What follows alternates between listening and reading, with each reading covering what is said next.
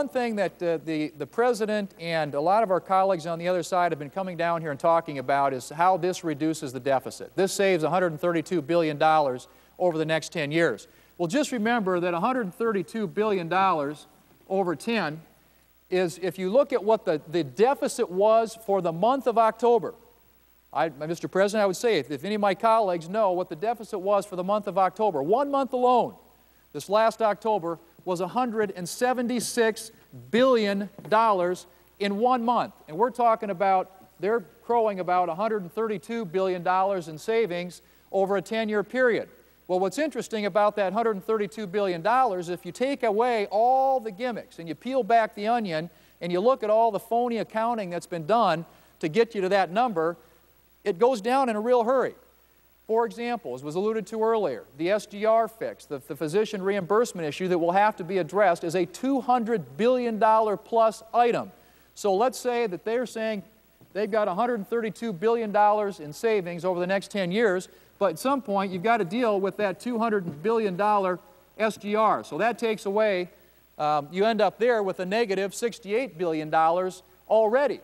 Well, then you add in this Class Act, which everybody who has any sense, any actuary, has absolutely denounced, including even the Washington Post. But if you look at what the Class Act does, they're using the revenues in the first early years of that come from the premiums that are paid in. Money's going to get spent. When it comes time to pay out benefits, there isn't going to be any money there.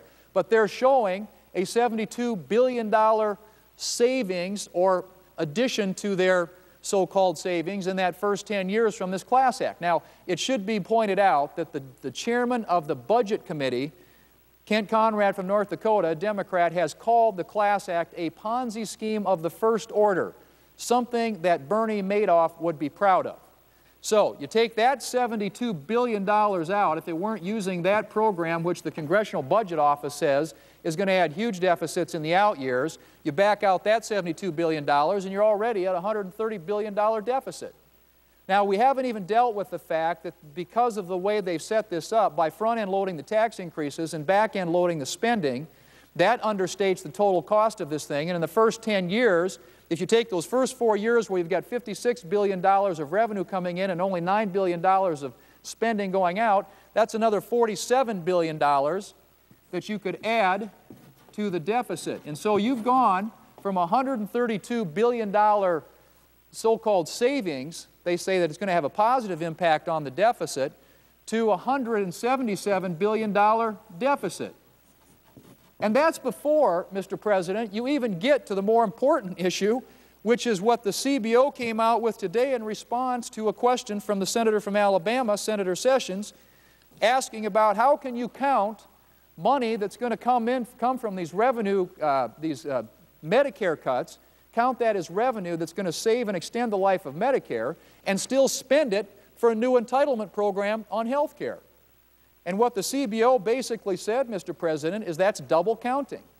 In fact, I want to read what they said here. To describe the full amount of H1 trust fund savings, Medicare trust fund savings, as both improving the government's ability to pay future Medicare benefits and financing new spending outside of Medicare, would essentially double count a share of those savings and thus overstate the improvement in the government's fiscal position.